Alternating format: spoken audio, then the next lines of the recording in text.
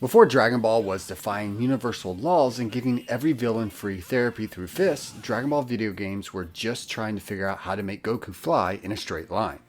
Hello everyone, it's Anime Culture and welcome to part 1 of the evolution of Dragon Ball console games, where we explore the earliest days of Dragon Ball gaming.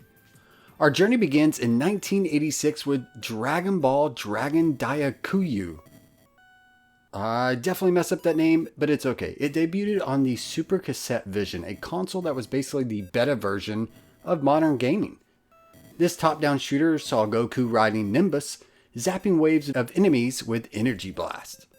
There wasn't much story or depth here, but it was the start of something big. It's like Goku learning the Kamehameha, rough at first, but iconic nonetheless. Next, we have the RPG era on the Nintendo Famicom with titles like Dragon Ball Z, Kaishu Saiyan, and Dragon Ball Z2, Gikimi Frieza. And I have no idea what I'm saying here. I'm just going to call it Dragon Ball Z Saiyans, or Attack of the Saiyans, and Dragon Ball Z2 Attack of Frieza.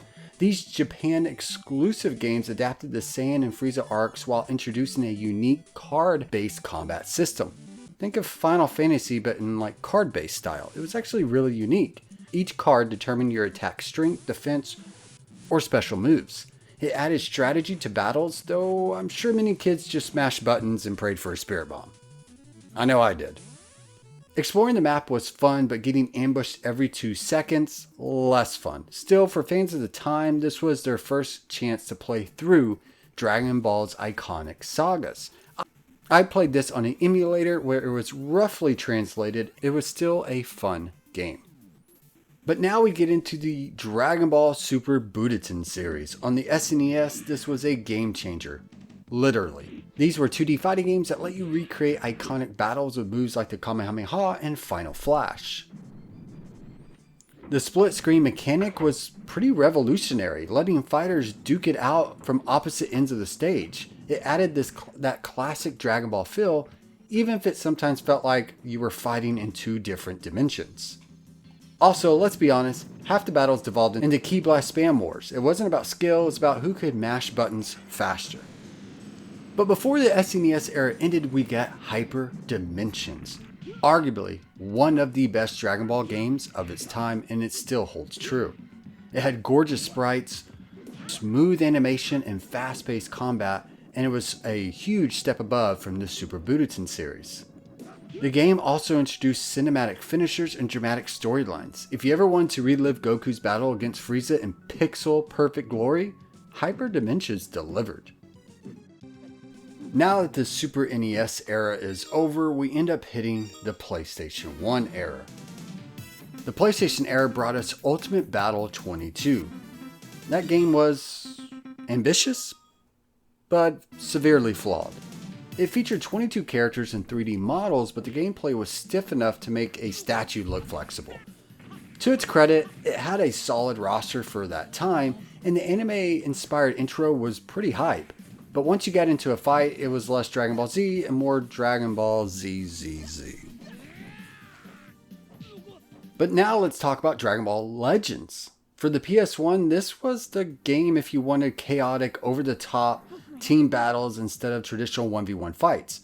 Legends has a large-scale battles where you controlled teams of 3 fighters. It was less about precision combos and more about raw chaos. The game captured the power scaling madness of Dragon Ball perfectly. Though sometimes it felt like the AI was reading your mind. Seriously, how does Piccolo always block my attacks? The graphics were decent for the time, and it even followed the anime story arcs. If you wanted to throw Goku, Vegeta, and Gohan into a 3v3 free-for-all, this was your game. But next up, we have to mention probably the one game on the PlayStation that everyone, even in the States, got to play, Dragon Ball GT Final Bout. This was the first Dragon Ball game to make its way to the US officially. This was also the first game to feature Super Saiyan 4 Goku, which was enough to sell copies despite the game's questionable quality. Let's just say the gameplay was slower than a Namekian year. But hey, it had an iconic opening theme which still lives rent-free in fans' heads. If you were a Dragon Ball fan in the 90s, this game was everything, until you actually played it for longer than 10 minutes.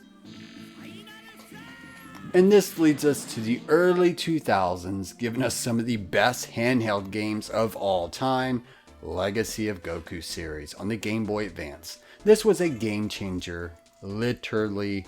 For the first time, Dragon Ball ventured into action RPG genre, letting players explore the anime's world in a whole new way.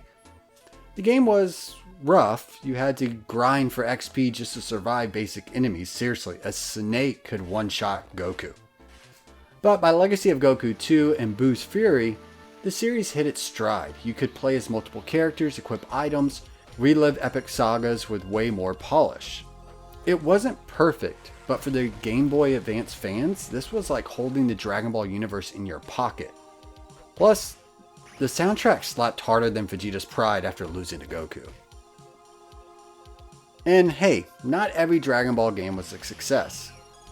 Coming up in part 2, we'll dive into the 2005 era, where we'll discuss Dragon Ball Sagas, the franchise's first, and only, attempt at an open world game in the PS2 era.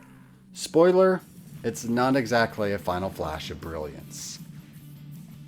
So that's part 1, the evolution of Dragon Ball console games. We've seen the good, the bad, and the downright weird beginnings of this legendary franchise. Stay tuned for part 2, where we'll cover the PS2 era, modern masterpieces like Dragon Ball FighterZ and the road to Sparking Zero.